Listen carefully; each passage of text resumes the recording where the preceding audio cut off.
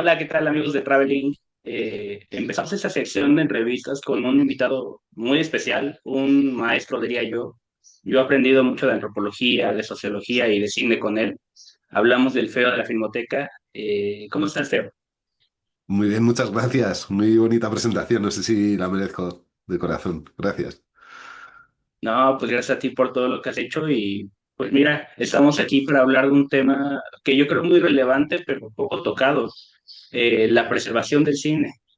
Si quisieras empezar tú. Pues bien, no sé muy bien qué contarte. Creo que, yo qué sé, antes estaba pensando en eso y todos los cinéfilos al final han crecido viendo mucho cine y cine que ha sido compartido por otras personas, que no ha sido preservado de una manera institucional ni mercantilizado, sino que ha sido un cine de boca a boca. Y yo qué sé, por mi parte creo que es importante la conservación y el facilitar el compartir la cultura, porque al fin y al cabo es lo que más cerca la pone en nuestra mirada, en nuestros ojos. Entonces creo que es importante eso. No sé tú qué tendrás que contarme, Sí, mira, qué preguntarme. lo digo muy ampliamente porque creo que es un tema muy amplio, pero es curioso que en un tipo donde hay más acceso a todo, se restrinja todo de mayor forma, ¿no? La otra vez vi un meme que decía, tengo 4 cuentas de streaming y en ninguna puedo ver la película que quiero. ¿Por qué? Porque no está. Ajá, Entonces, un pero poquito por ahí, creo ajá, que eso no es tan irónico como que es una verdad histórica, más bien, porque se me viene a la cabeza un otro momento de la historia en la que el conocimiento se abrió a un montón de personas, que fue durante la época, al final de la Edad Media, cuando surgió la imprenta. Eso fue una revolución de las ideas, transformó todo el mundo europeo, creó el protestantismo, bueno, favoreció que las ideas protestantes se pusiesen sobre la mesa en muchos países, que hubiese una especie de división teológica dentro del cristianismo y dentro de Europa.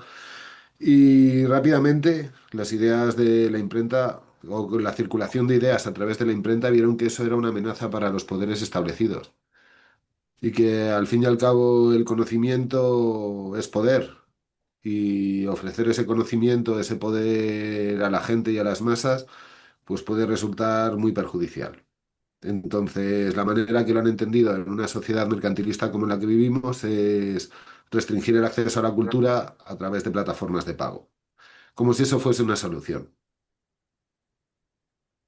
y es un problema porque luego, por ejemplo, vivimos en un capitalismo tan agresivo como tú lo has mencionado, que ya hasta pagamos por ver comerciales de nuevo, ¿no? Esas Ajá. empresas de streaming ya no se detienen en la suscripción. Ahora, tienes que pagar una aún más cara para que tú puedas ver lo que quieres ver sin una restricción de comercial, ¿no? Ahí también hay un freno al espectador de, oye, de por sí estás cansado y ahora te pongo un bombardeo de comercial, ¿no?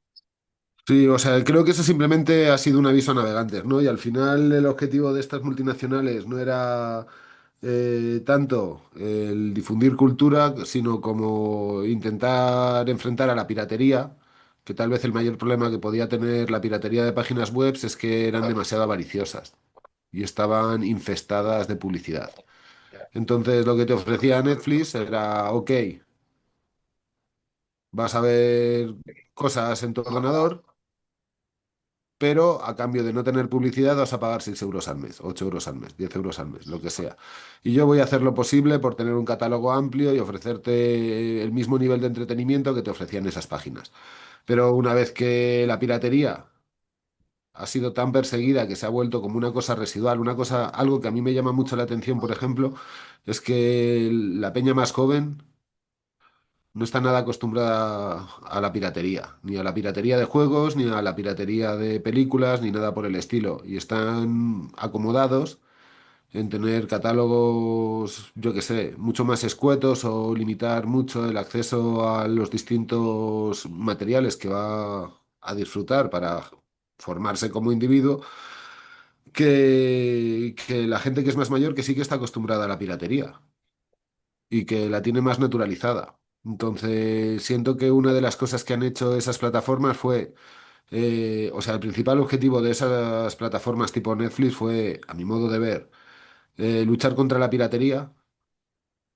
Por eso en un primer momento eran sin anuncios y de otra manera distinta a lo que es ahora, pero una vez eliminada, se ha desnudado al rey. Y la forma que vemos de ese rey desnudo es que en verdad están ahí por la plata. Y ahora que ya no hay competencia, ¿por qué no meter anuncios? Ahora, ¿por qué no ser Claro, igual de inclusivos que son las páginas web piratas? Si ya no están. Y aquí hay un mercado. Entonces, toda esa, porque al fin y al cabo, ver una película sin anuncios o lo que sea, es una experiencia cinematográfica muy distinta a lo que te ofrece la televisión. Y creo que las páginas, ok, una vez pasado ese perímetro de anuncios que solían tener, normalmente te podías ver la película del tirón sin que te saltase nada. Entonces Netflix te estaba ofreciendo más o menos lo mismo, pero sin tener que pasar por ese cortafuegos de basura y de maduras en tu zona, alargadores de penes y yo qué coño sé, las mierdas con las que anunciaban que además eran re random. Así claro. que, pues eso, al final lo que tenemos, pues es que han dado la vuelta a la tortilla, ahora seguimos consumiendo, de hecho, catálogos más pequeños, de pago y llenos de publicidad. Entonces, al final, lo que se presentaba como una solución o una alternativa ha acabado simplemente siendo la creación de un mercado con el que unos pocos que tienen los papeles se están lucrando y ya está. Pero tampoco Pero, beneficia sí, demasiado a los directores. no, Las justo, porque plataformas. al final de cuentas ellos tampoco son dueños de la obra. Ajá, y muchos directores que yo conozco, que son directores pequeños, les ofrecen visibilidad a cambio de que la obra esté en su plataforma, no les ofrecen dinero. Y con visibilidad no se crea el siguiente proyecto. Yo creo Entonces, que también esta visibilidad se toma ya por otro lado. La otra vez entrevistaba a un director mexicano que hizo una película llamada Violentas Mariposas, perdón, no tengo el nombre ahorita, y él decía, lo que yo quiero es que la película llegue. No me importa la piratería, no me importa si es por acá o por Tepito, que llegue al público. Yo creo que igual ya están viendo que, órale, no es mi lana, pero es mi obra y quiero que llegue, ¿no? También se está dando ese hartazgo. También Guillermo del Toro sí, compartió la otra vez un link de una página en X, Twitter, que se llama Información Real del Cine Mexicano, compartió su película Cronos y Guillermo del Toro la reposteó. ujú. Entonces, yo creo que por ahí también, ¿no? Sí, o por ejemplo, hace un tiempo entrevisté al director de Cuando acecha la maldad, que se llama Damián Rugna. Un tipo que, hablando con él sobre piratería, precisamente me comentaba lo mismo. En plan de gran parte del éxito de su película es que triunfó en festivales. El haber triunfado en festivales la llevó a que páginas piratas como de nicho, tipo, no me acuerdo cómo se llama, Blog Horror y cosas así, la publicasen, que un montón de gente viese la película en internet y que el boca a boca acabase haciendo que se pidiese, pues que se estrenase en salas. Y que precisamente eso ha hecho que sea la película más taquillera de la historia del cine argentino, que es algo muy curioso que una película, pues eso, de cine de terror, que no es un cine mainstream habitualmente, que no es, bueno, no tan mainstream, sí que es un cine que se ha mercantilizado mucho, pero es un cine que está totalmente denostado en cuanto a premios, en cuanto a darle la visibilidad que tiene otro tipo de metrajes. Se convirtió en la película más taquillera de la historia de Argentina. Y en parte él no tenía ningún problema con la piratería. Decía que si la película es buena, la gente va a ir a las salas a verla. Y esa es la Eso es cuestión. lo Y yo quiero ahora remitirme a un lema de tu canal, el cine es nuestro.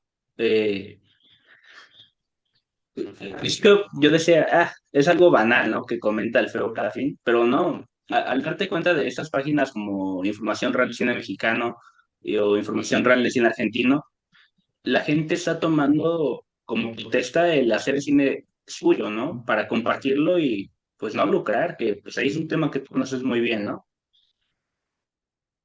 Sí, eso lo conozco bien perfectamente. Y sí, cuando hablaba del eslogan del cine es nuestro, tenía una profundidad que supongo que el tiempo al final le ha dado, ha sido un poco como el buen vino, ha puesto al eslogan en su sitio.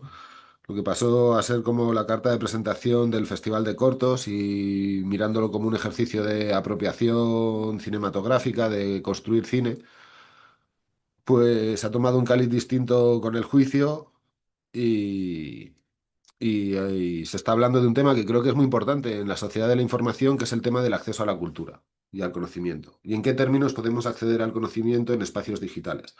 Porque no hay ningún problema con que una biblioteca tenga un montón de copias y nadie le está pidiendo derechos de autor porque estén ahí libros que se venden, que tienen autores. Nadie cuestiona la importancia de las bibliotecas, sino todo lo contrario, se ven como espacios que son importantes y necesarios para el desarrollo. Y es donde va la gente a relajarse y a leer y a, me explico, y a aprender y a conocer otros mundos. Entonces, si vivimos en una sociedad de la información que está digitalizada, creo que necesitamos nuestras propias bibliotecas virtuales donde poder entrar, donde poder socializar, donde poder conocernos, intercambiar la opinión de un libro, así como la gente lo intercambiaba en la puerta de la biblioteca, cuando salían a fumarse un cigarro o cuando salían a tomarse un café. Entonces, pienso que es un debate que es importante, que además es un debate que volvemos al tema este de la imprenta. El conocimiento es saber. Y es paradigmático que en una sociedad hiperconectada, donde podemos hablar un montón y donde tendremos el acceso al intercambio, pues desde los poderes estén haciendo pasar eso como algo malo, como algo que tiene una propiedad y que no se puede compartir. Por Entonces, ejemplo, dime. perdón, Fer, ¿tú no crees que esta, no lo voy a llamar desprecio, pero no es así? Esta forma de ver el cine de forma tan, no es importante, no viene del punto de que creen que es más entretenimiento que enseñanza o arte, Es que popularmente, hay ¿no? muchas Las cosas, masas. hay muchos temas aquí. Este es otro tema distinto, que es el tema de qué rumbo ha tomado el cine y qué cine ha sido muy rentable y en el que todo el mundo se ha estado mirando para imitar o para copiar. Y el cine que ha tomado la hegemonía en los últimos 50 años ha sido el cine de Hollywood.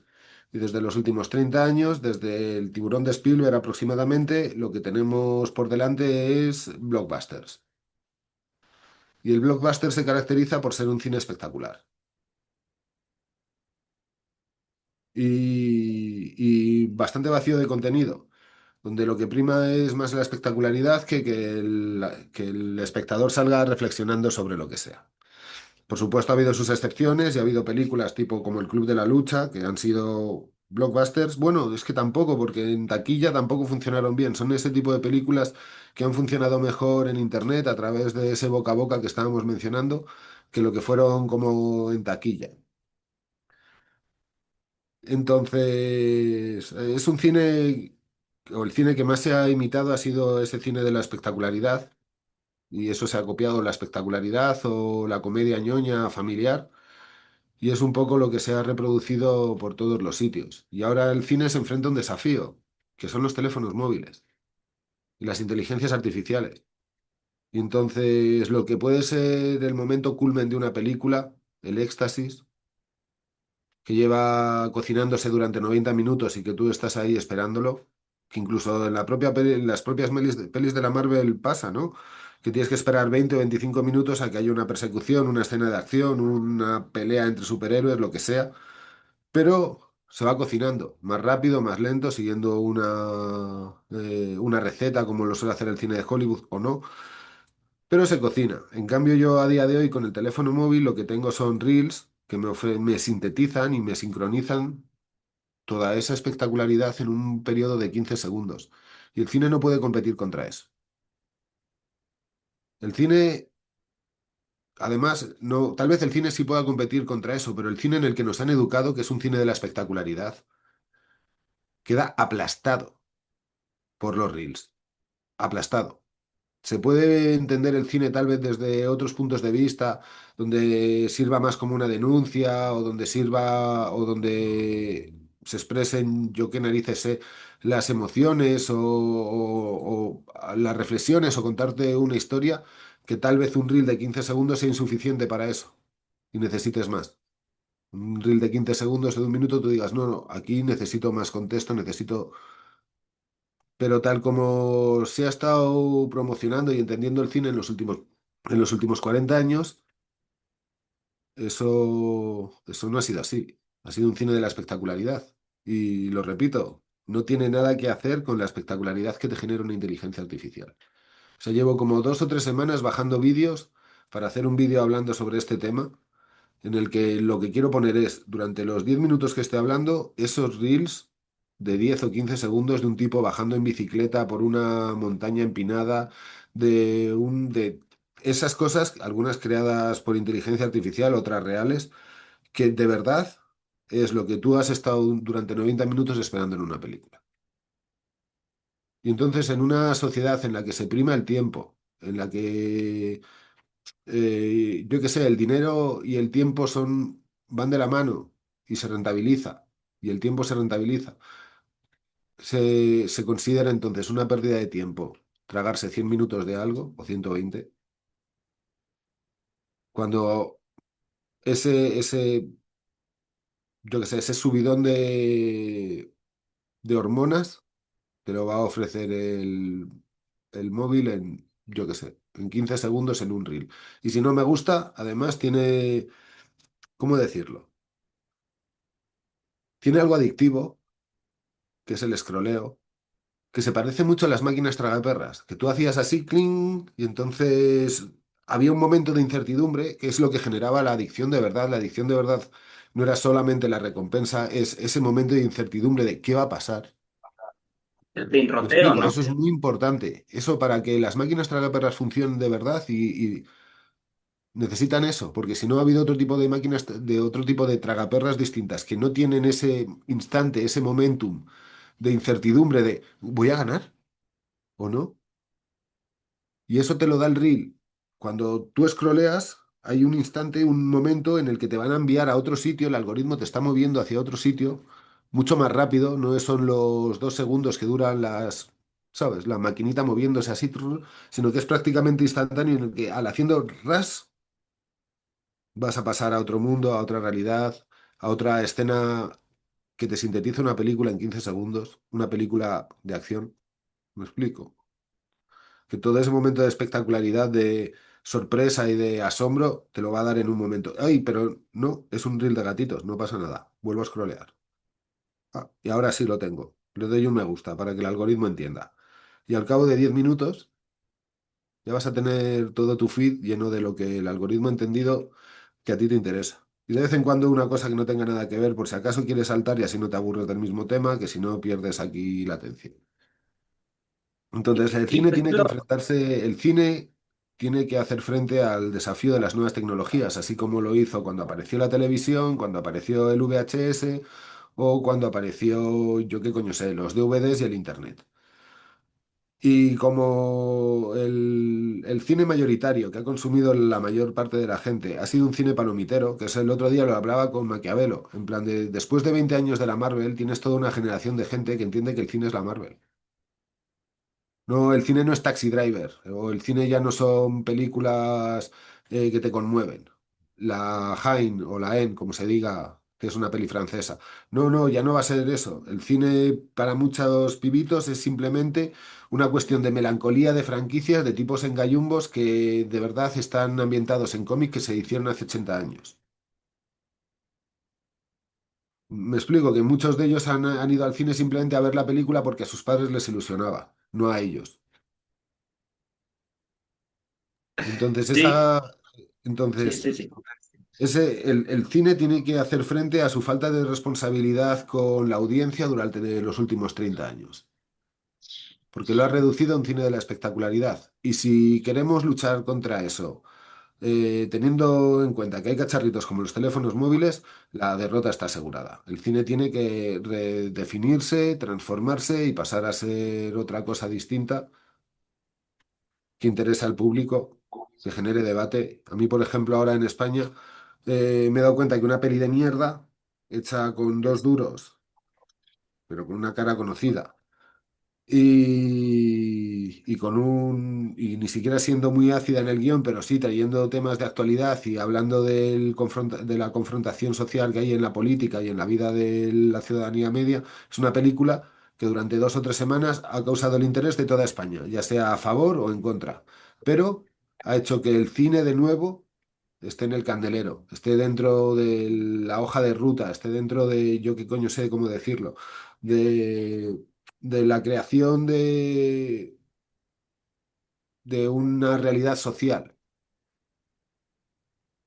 y formar Claro, parte de eso, formar parte del discurso, de la cultura, Pero es que en los últimos 20 o 30 años no ha habido muchas películas que entren a formar parte del imaginario colectivo. Y esto también lo hablaba con Maquiavelo y lo mencionaba él, que es, ¿somos capaces de decir el nombre de un protagonista de Avatar o de alguna de sus frases más culmen? No somos. no, Ni no, cuando no. eres capaz de recordar frases del Exorcista o de Scarface o de Taxi Driver o de... ¿Por qué? Porque el cine en ese momento tenía una relación dialéctica con los espectadores en el que la realidad social se construía a través del cine. En España había una película que se llamaba Airbag y había varias frases de Airbag que se quedaron en el imaginario colectivo durante años.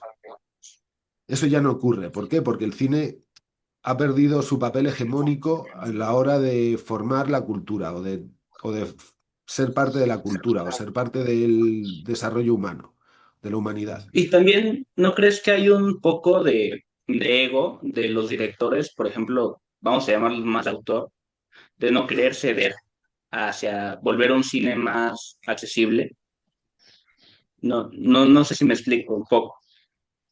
Es que creo que precisamente dentro de los directores de autor, y no es por ser purista y me da pila, siento que es donde tal vez haya más gente que esté arriesgando, intentándose salir de las fórmulas y dar otro tipo de contenido. Un buen ejemplo, por ejemplo, que no está todo perdido, sería hace un par de años el estreno de La Sustancia. Claro. Una película que de verdad te gustase o no te gustase, durante un par de semanas la gente habló de ello, sin hablar de ello como cuando se habla de Barbie y Oppenheimer, que es todo Y un se volvió ejercicio creativo. icónica, ¿no? Es un Yo ejercicio sigo creativo. viendo Ajá, memes de ella, o exacto. sea, ya parte de la... Y ha sido y ha sido capaz de entrar un poco en lo que es la cultura. ¿Me explico? Pero Avatar no lo ha hecho, que es la película más taquillera de la historia de la humanidad. No lo ha hecho. ¿Y Ajá. por qué entonces? Pero todo el mundo quiere ser Avatar antes que la sustancia, porque tú lo que quieres es dinero y rentabilizar. Y entonces se miran muchos directores, se miran la fórmula. Tal vez dentro del cine independiente, volviendo al tema este de la sustancia, es donde más te vas a encontrar gente que está intentando tocar teclas para llevar el cine a otro sitio. Pero, por ejemplo, mira, y yo sé que no es lo más importante de los festivales y premios, pero este año en Cannes se vio un eurocentrismo muy hegemónico en la selección oficial. Ya las otras secciones ya como que le varían más, pero también por parte de las instituciones más importantes del cine, como que está esa tendencia de no le vamos a entrar, ¿no? A tratar de luchar porque esto se vea, sino que somos nosotros, o sea, es nuestro círculo cercano y ya. Lo demás, ya bien, yo ya me tomé la foto con Julianne Moore o no sé, Brad Pitt, ¿no? Eso sale sobrando lo demás, como que con que sea en el festival, ya no importa lo demás. No, no sé tú cómo percibes esa idea. Y es que al final el problema con los festivales, si lo miras desde sus orígenes, los primeros festivales como el Festival de Venecia o el propio Festival de Cannes, son festivales que lo que buscan es no premiar las mejores obras, sino premiar un cine afín a lo que unas élites quieren que la gente acepte o apruebe como por bueno. Y con el paso de muchos años todo eso ha desvirtualizado a lo que tú estabas mencionando, que es al final un círculo cerrado de amigos. Pero esto le ocurrió al cine lo mismo en los años 70. Hasta hubo una época de Marilyn Monroe y de John Ford en la que el cine era muy rígido. Y llegaron autores nuevos, como Spielberg, como Scorsese, como De Palma, que pusieron patas arriba El nuevo lo que Hollywood, ¿no? era... Es el nuevo Hollywood, exacto. Puso patas arriba todo lo que había antes. Entonces, eso, gracias a eso. El cine tuvo otro respiro de 40 años. Pero ¿qué ocurrió? Que el camino que se tomó en gran parte de ese nuevo Hollywood fue el de la espectacularidad, no fue el de un... Tal vez sí, en los primeros años tienes unos personajes más complejos como los de Taxi Driver, como, yo qué sé, Tony Montana, que es un personaje muy contradictorio, o tantos otros de esa época, pero que con el paso del tiempo se estandarizó una fórmula dentro de ese nuevo Hollywood, que es una fórmula Star Warsiana y que flaco favor el hacer de un arte una fórmula o entender que un arte tiene una receta de cómo se debe de hacer. Porque así deja de ser arte y se convierte en producto y se estandariza. Es Me la explico, industria no es lo cultural. mismo la producción en cadena de lo que narices sea que el trabajo manual. Y cuando tú, por desgracia, y sé que esto no va a ser muy popular, pero cuando tú vas a una escuela de cine, te están enseñando una receta, te están enseñando una serie de fórmulas de cómo debe de ser el cine. Y eso estandariza. Y a día de hoy te encuentras gente que graba muy bien y que tiene una fotografía que alucinas, pero que sus obras no van a pasar del año porque no tienen una sustancia, porque son insustanciales, porque no todo es una cuestión de saber dónde poner la cámara, es una cuestión de conmover al espectador. Y lo Se puedes hace más como conmover, contenido, ¿no? Que como cine realmente. Es como para rellenar la lista de lo que tiene Netflix, HBO, que como una obra realmente relevante y que trasciende. O sea, está como dicen en la industria cultural, hecho a la medida, ¿no? eso es, y eso es un problema. Eso es otro de los desafíos que tiene que enfrentar el cine. Toda una generación de cineastas educados en fórmulas de cómo hacer un guión, de cómo hacer una estructura, de dónde tienen que poner la cámara, que al final hace que todo se vea igual. Como Netflix, que yo apenas vi una película de Gerardo Naranjo, no sé si lo conoces, es el que hizo Miss Bala.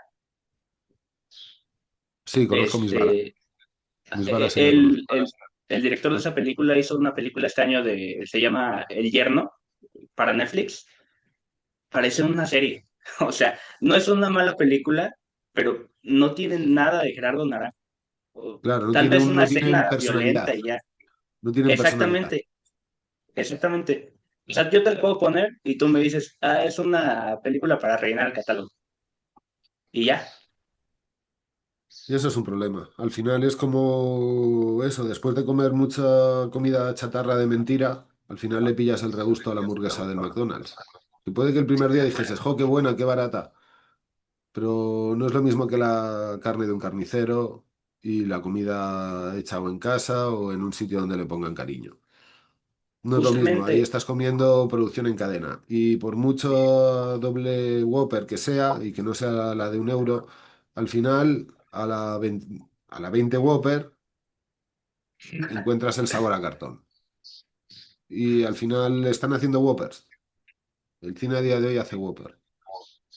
oye, feo, y al final, para extrapolarlo a lo del inicio, yo creo que entonces queda en nosotros, ¿no? En la comunidad cinéfila, pero cinéfila que no tiene aspiraciones no aspiraciones, ¿no? Más bien ve el cine como un medio de mero, pues, arte y deslumbrarse con Es que diferentes ese es el tipos de tema, es la cosas. diferencia entre entender el cine como un medio de expresión o entender el Ujú. cine como un negocio. Lo mismo pasa con el mundo de los videojuegos. Al final, los juegos más interesantes resultan ser los juegos indie, Independientes, sí. porque el resto Silson, el año se han pasado. convertido en productos. Ujú. Se convirtieron en productos que no tienen innovación, que tienen tal vez mucha calidad técnica o que tienen unos graficazos que flipas o unas mecánicas que no están mal, pero que las has jugado 800 millones de veces. ¿Me explico? Al final Sí, ocurre eso. Es la gente que entiende el arte o los artes como un medio de expresión con el que conecto con el autor y entro en su bueno, universo, o entenderlo como un negocio que consiste en meterle micropagos o en lo que sea para mantener tu atención y rentabilizar esa atención en forma de anuncios o como sea, pero en dinero. Y entonces, yo quien tiene la pienso, finalidad del dinero no tiene la finalidad del arte como medio de expresión. Lo siento.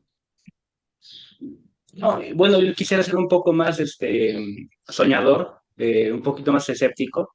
He visto, por ejemplo, aquí en México hay un festival que se llama FICUNAM, lo organiza la Universidad Nacional, y ahí llegan voces que hacen películas con celular, con cámaras de, no sé, 10,000 pesos, 20,000 pesos, ¿no? Y creo que la democratización se está dando por este lado, por el público, por la gente que verdaderamente hace un cine o ve un cine por mero amor. Suena muy romántico lo que digo, No, pero eso es pero bueno y yo, es bonito. El problema es que al final hay que asumir que o lo vamos a ya dejar en el más absoluto underground y de una manera local, o nos debemos de organizar de alguna manera digitalmente para que esas obras, tener espacios comunes como los tiene Netflix con su catálogo de mierda comercial, tener nuestros espacios undergrounds donde poder encontrarnos y tener espacios, eso, espacios de disfrute y no espacios de mercantilización. Porque si no, al pues final acaban entonces quedan siendo, nosotros, ¿no? sí, por supuesto. Sigo pensando que queda en nosotros, que en la autoorganización y en el apoyo mutuo, y son dos cosas que intento subrayar mucho en mis vídeos, que en la autoorganización y el apoyo mutuo está la auténtica revolución. No está ni en la izquierda, ni en la derecha, ni en ideologías. Está en cambiar un poco la concepción de base de cómo queremos organizarnos en el mundo. Si de una manera horizontal, más horizontal, o de una manera vertical, con líderes y con jefes, porque pienso que al final lo que hacen los proyectos más bonitos y lo que hace al final avanzar a la humanidad es lo que se hace de manera altruista para todos y con la finalidad de juntarnos y no de dividirnos. Pues muchas gracias, Feo. Fue una plática muy nutritiva. Ahí la gente nos comentará qué les pareció. Yo de mi parte te agradezco de nuevo y te deseo la Muy mejor bien, de las suertes por esa situación que ya todos sabemos. muchas Y gracias. seguir viendo y compartiendo antropología en la sombra, que ahora es como el último refugio, ¿no? Que nos Bastión. va a quedar ahí a Sí. la comunidad de la Filmoteca. Sí, estoy preparando un vídeo sobre piratas. Lo quise estrenar hace 2 semanas, no lo estrené porque quería que fuese muy bonito y sentía que a veces era un poco técnico, era un poco más ensayo universitario, ensayo académico. Y la verdad es que quiero repasarlo, hacerlo más dinámico. Ayer me leí como 200 páginas de un libro. Tengo otro aquí delante que se llama Entre el deber y el motín. Los dos libros que Órale, estoy leyendo es del mismo autor, que se llama Marcus Rediker, perdón. claro. Y eso, y es un historiador del mar y ha estudiado mucho el tema de la piratería. Y detrás de los piratas hay una historia muy interesante. Hay una historia de apoyo mutuo, de cooperación, de internacionalismo, que está totalmente oculta, de la que no se sabe mucho, pero que es muy interesante, porque al fin y al cabo, ¿qué eran los piratas? Era gente que se amotinó contra un capitán que era tirano. Y lo menos que querían repetir era otra situación similar. Así que decidieron organizarse de manera horizontal, asamblearia, donde el capitán no tenía el poder que tenía en un barco mercante, sino que crearon una especie de consejero, que era el que expresaba las decisiones que se tomaban en las reuniones donde participaban todos los marineros. Desaparecieron los salarios y el reparto de los botines se hacía de manera equitativa. Y entonces reconstruyeron toda una sociedad pirata que realmente era lo que más atemorizaba al poder, tanto o más que los propios saqueos de los barcos. Y sin un arrepentimiento. Y después de haber disfrutado lo que es la libertad, lo que es el vivir en comunidad y lo que es el compartirlo todo y entendernos como socios y no como subalternos unos de otros. Después de eso, muchos llegaban a la horca gritando libertad y no reconociendo el arrepentimiento de lo que habían hecho, de lo que el poder entendía como fechorías. Para ellos no eran fechorías, era justicia. Y otra cosa que tienen los piratas es, asaltaban muchos barcos esclavistas